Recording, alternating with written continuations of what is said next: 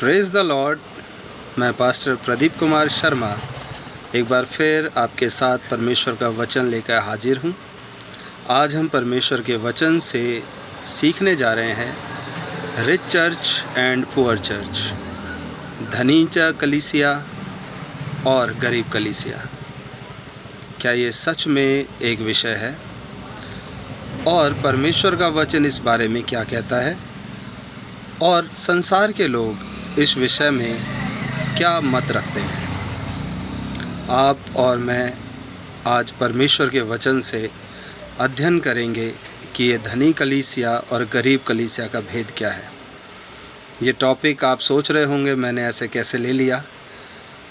मैं इस विषय को बहुत लंबे समय से महसूस करता रहा हूँ और मैंने जहाँ कहीं पर भी लोगों के साथ बातचीत करी है, मैंने हमेशा उनको एक ही बात कही है कि परमेश्वर का वचन कहता है कि धनवानों के भवन के अंदर रखा गया बहुत स्वादिष्ट भोजन से अच्छा है कि किसी गरीब और निर्धन के घर में साग रोटी खा ली जाए। क्योंकि वो धनवान तेरे आगे भोजन तो रखता है पर उसकी दृष्टि इस बात पे रहती है कि तू क्या क्या खाता है, और एक गरीब जो कुछ उसके पास होता है वही लेकर के वो सेवा में हाजिर हो जाता है।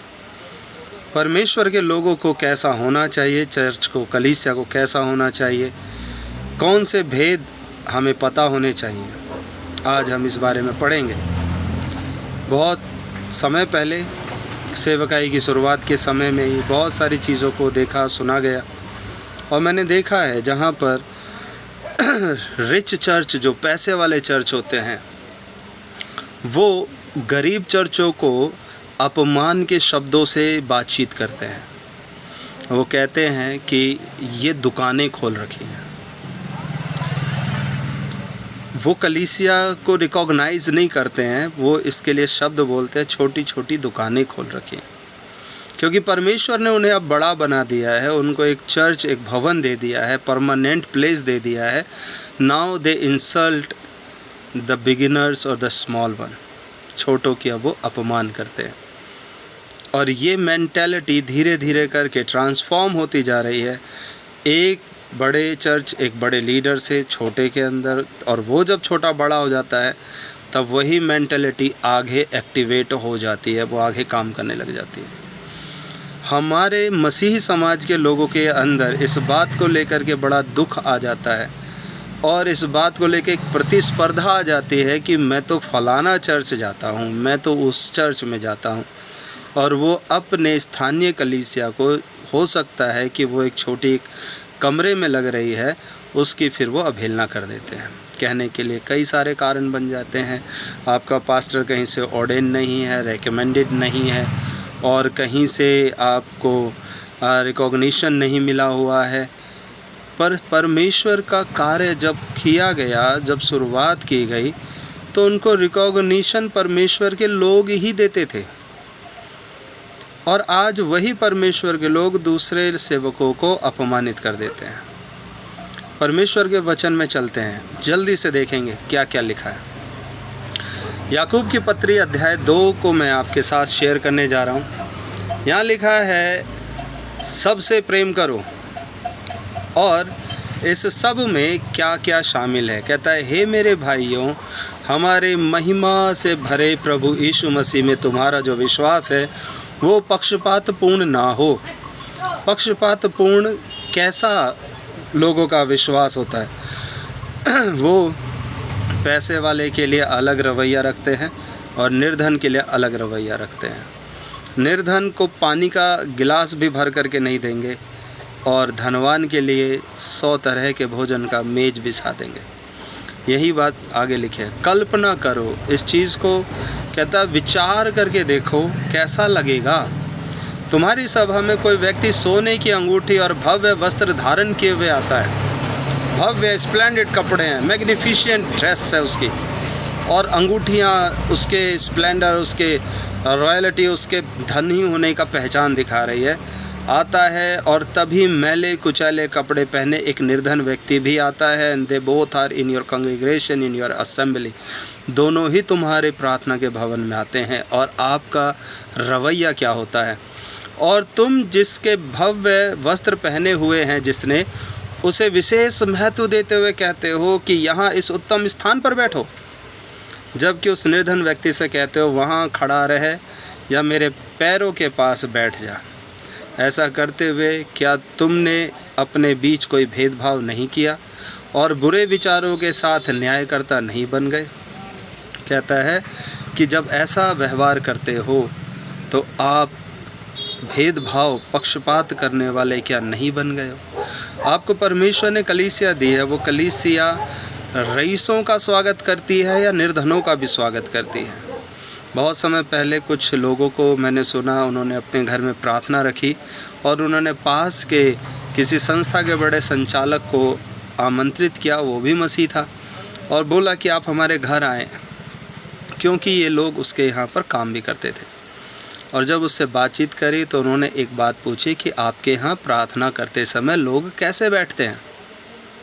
उन्होंने कहा हम दरी बिछा देते हैं और हम उस पर बैठते हैं। तो उसने कहा क्या वहाँ सोफ़े का इंतज़ाम हो सकता है? परिवार के पास तो कुर्सी भी नहीं थी ढंग से, खाट पर बैठने वाले लोग। उन्होंने कहा सोफ़े का इंतज़ाम तो नहीं हो सकता। तो उस बड़े व्यक्ति ने, सो कॉल्ड बहुत बड़े व्यक्ति ने आना पसंद नहीं किया और वो नहीं आया। अगर इसी की जगह पर कोई उससे भी धनवान व्यक्ति उसको आमंत्रित करता, वो भागा भागा, सर के बल भागा भागा जाते हैं लोग, करते हैं ऐसे काम।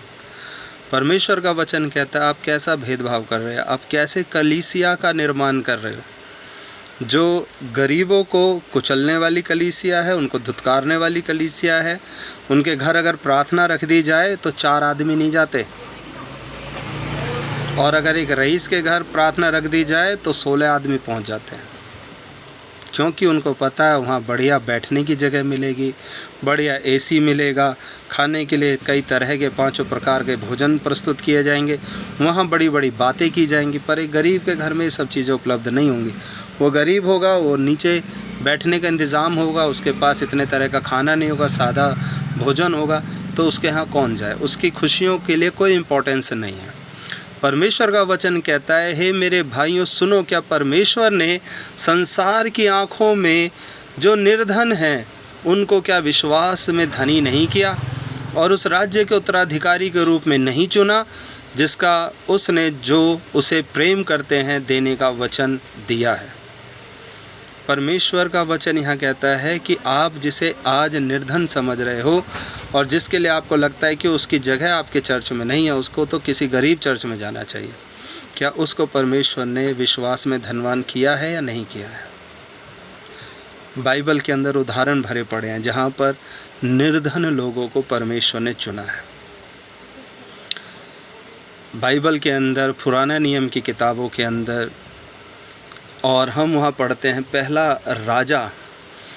राजा के अंदर में एलिय्याह नबी की कहानी आती है। और एलिय्याह नबी को परमेश्वर डायरेक्शन देते हैं कि तू एक नगर है सारपत नगर, वहाँ चला जा, और मैंने अकाल के इस समय में तेरे भोजन वस्तु का इंतज़ाम वहाँ किया है। आज परिवार राजघराने के पास नहीं भेज रहे हैं, लेकिन किन के पास भेज रहे हैं?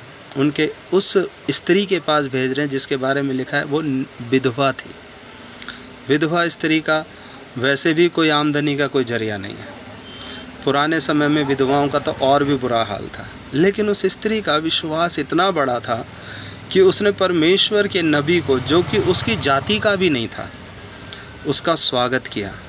वचन में लिखा है यहाँ पर, वह स्त्री उसके लिए पानी लेने जा रही थी। लिखा है अतः, हाँ, वचन 7 में लिखा है वर्षा नहीं हुई। मैं आपको बता दूं, ये है पहला राजा अध्याय 17 और वचन 7 से आगे लिखा है वर्षा नहीं हुई, अतः कुछ समय के उपरांत वो नाला सूख गया जहाँ एलिय्याह रह रहा था। तब यहोवा ने एलिय्याह से कहा, अर्थात परमेश्वर ने एलिय्याह से कहा, सिदोन में सारपत को जाओ, वहीं रहो, वहाँ उस स्थान पर एक विधवा स्त्री रहती है, मैंने उसे तुम्हें भोजन देने का आदेश दिया है। परमेश्वर ने एक विधवा को चुना कि परमेश्वर के दास को भोजन दे। क्या इसके घर में बहुत खाना है? आइए पढ़ते हैं क्या लिखा है। लिखा, अतः एलिय्याह सारपत पहुंचा, वह नगर द्वार पर पहुंचा और उसने एक स्त्री को देखा, उसका पति मर चुका था। ये वही औरत है। वह स्त्री ईंधन के लिए लकड़ियां इकट्ठी कर रही थी। एलिय्याह ने उससे कहा, क्या तुम एक प्याले में थोड़ा पानी दोगी जिसे मैं पी सकूं? क्योंकि एक लंबे अकाल के दौरान एलिय्याह को पानी नहीं मिल रहा, वो पानी मांग रहा उससे। वो स्त्री उसके लिए पानी लेने जा रही थी तो एलिय्याह ने कहा, कृपया मेरे लिए एक रोटी का छोटा टुकड़ा भी ले आना। बहुत बड़ी डिमांड नहीं, एक छोटा टुकड़ा रोटी भी ला देना, भूखा हूँ। गरीब के घर गया है, वो स्त्री ईंधन के लिए लकड़ी बटोर रही है। अब हमें पता चलेगा उस स्त्री की माली हालत, उसकी आर्थिक दशा कैसी है। उस स्त्री ने उत्तर दिया, मैं यहोवा तुम्हारे परमेश्वर की शपथ खाकर कहती हूँ, मेरे पास रोटी नहीं है। क्या बात है। जिस स्त्री के घर में रोटी नहीं, उस स्त्री को परमेश्वर ने ऑर्डर दिया है कि परमेश्वर के नबी को भोजन और रोटी दे। कहीं किसी धनवान को प्रभु ने बोला होता ना, तो धनवान हाथ खड़े कर देता। धनवानों के लिए प्रभु ने बोला है कि स्वर्ग के राज्य में प्रवेश करना बड़ा कठिन है। और यहाँ एक स्त्री कहते हैं, मैं परमेश्वर की शपथ खाकर कहती हूँ, मेरे पास रोटी नहीं है। क्योंकि उसके पास इतना अनाज नहीं बचा होगा कि वो एक अच्छी रोटी बना सके। लिखा है, मेरे बर्तन में मुट्ठी भर आटा है, पीपे में थोड़ा सा जैतून का तेल है। इस स्थान पर मैं ईंधन के लिए 2-4 लकड़ियाँ इकट्ठा करने आई थी। मैं इसे लेकर घर लौटूंगी और अपना आखिरी भोजन पकाऊंगी। लास्ट फूड कहती है, मैं आखिरी भोजन पकाऊंगी। मैं और मेरा पुत्र दोनों इसे खाएंगे, तब भूख से मर जाएंगे। इस औरत के लिए ये आखिरी दिन था, ये मर जाते। ये और इसका बेटा दोनों भूख से मर जाते। लेकिन परमेश्वर चाहते थे कि ये स्त्री जिंदा रहे। इसकी भक्ति, इसका विश्वास बड़ा था और परमेश्वर ने अपने दास को इसके घर, परमेश्वर ने अपने दास का पेट भरने के लिए नहीं भेजा, इस स्त्री की पूर्ति के लिए भी भेजा। तब एलिय्याह ने क्या कहा? एलिय्याह ने उससे कहा, परेशान मत हो, घर लौटो और जैसा तुमने कहा अपना भोजन पकाओ, किंतु तुम्हारे पास जो आटा है उसकी पहले एक छोटी रोटी बनाना। वो कहता, पहले उसकी एक छोटी रोटी बनाना, उस रोटी को मेरे पास लाना, तब तब अपने और अपने पुत्र के लिए पकाना। इज़राइल का परमेश्वर यहोवा कहता है। अब परमेश्वर एलिय्याह के मुंह से भविष्यवाणी का और आशीष वचन उस स्त्री के लिए दे करके कहते हैं कि उस आटे का बर्तन कभी खाली नहीं होगा और पीपे में तेल सदैव रहेगा। ऐसा तब तक होता रहेगा जिस दिन तक यहोवा इस भूमि पर पानी नहीं बरसाता।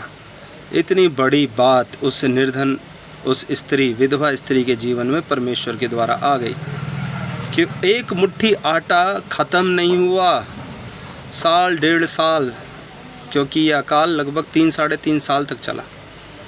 और जब एलिय्याह वहाँ गया उसके बाद एक लंबा समय वो वहाँ खाना खा रहा है, पीपे का तेल ख़त्म नहीं हुआ। परमेश्वर ने एक निर्धन, एक विधवा को इस्तेमाल किया। क्या परमेश्वर नहीं चाहते कि कलीसिया के अंदर जब कोई निर्धन आए तो उसको परमेश्वर इस्तेमाल कर सकता है, उसके जीवन में बड़े चिन्ह चमत्कार कर सकता है, उसे विश्वास में धनवान कर सकता है, उसे विश्वास में अपने दास दासियों के लिए पूर्ति करने वाला बना सकता है। यहाँ वही याकूब वचन में कहता है कि उन निर्धनों को परमेश्वर ने विश्वास में धनवान बनाया है और स्वर्ग राज्य में उत्तराधिकारी के रूप में चुन लिया है। हालेलुया। परमेश्वर का वचन याकूब अध्याय 2:6 में कहता है, किंतु तुमने तो उस निर्धन व्यक्ति के प्रति घृणा दर्शाई है। क्या ये धनी व्यक्ति वे नहीं है जो तुम्हारा शोषण करते हैं और तुम्हें कचहरियों में घसीट के ले जाते हैं? क्या ये वो नहीं है जो मसीह के उस उत्तम और पवित्र नाम की निंदा करते हैं जो तुम्हें दिया गया है? कोई गरीब परमेश्वर का अपमान नहीं करता है। अपमान कौन करता है? जिसका पेट भरा हुआ है, जिसको बढ़िया ठाठ बाट से जिसकी ज़िंदगी कट रही है। वो किसी भी अधिकार को नहीं आदर देते, वो किसी अधिकार का आदर नहीं करते। धीरे धीरे चर्चेज पैसे वालों का ही एक क्लब जैसा बनता जा रहा है, पैसे वालों का एक अड्डा बनता जा रहा है, जहाँ पर नहीं लगता कि परमेश्वर का प्रेम वो एक समान सबको बांट रहे हैं। जब धनी आ जाएगा तो वो अपनी इज्जत ज़्यादा ढूंढेगा। एक चर्च के अंदर ऐसा ही हुआ था। एक गरीब व्यक्ति जो पुल के नीचे रहता था वो उस चर्च में चला गया। उसे देख करके उस कलीसिया का एक धनी व्यक्ति था जिसने चिढ़ करके बोला, ये यहाँ क्या कर रहा है, ये क्या हमारे साथ बैठेगा। उस चर्च के पासवान को उस व्यक्ति ने बोला, मैं इसको अलाउड नहीं कर सकता, ये ऐसे फटे चिथड़ों में हमारे बीच में आके बैठेगा।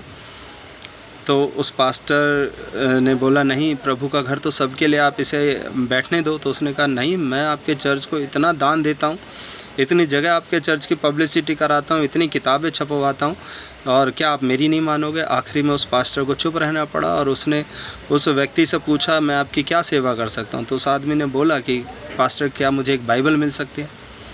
वो गरीब आदमी वो बाइबल लेकर के चला गया, उधारी में लेकर के गया, और उस धनवान आदमी ने उस पास्टर को बोला, देखा, इस आदमी ने तुमसे एक बाइबल ले लिया, अब ले जा करके इसे बेच देगा। और उस पास्टर ने कहा कि परमेश्वर का वचन है, मैंने उसे दे दिया है। वो गरीब व्यक्ति जिन गरीबों के बीच वो रहता था, निर्धनों के बीच रहता था, वहाँ उसने परमेश्वर के वचन की उस पुस्तक को बार बार लोगों को पढ़ करके सुनाया, और करीब करीब 20 से 25 लोगों का उद्धार और आशीष उसके द्वारा हो गई। एक दिन पास्टर ने उसको पुल के नीचे उस वचन को पढ़ते और प्रचार करते सुना।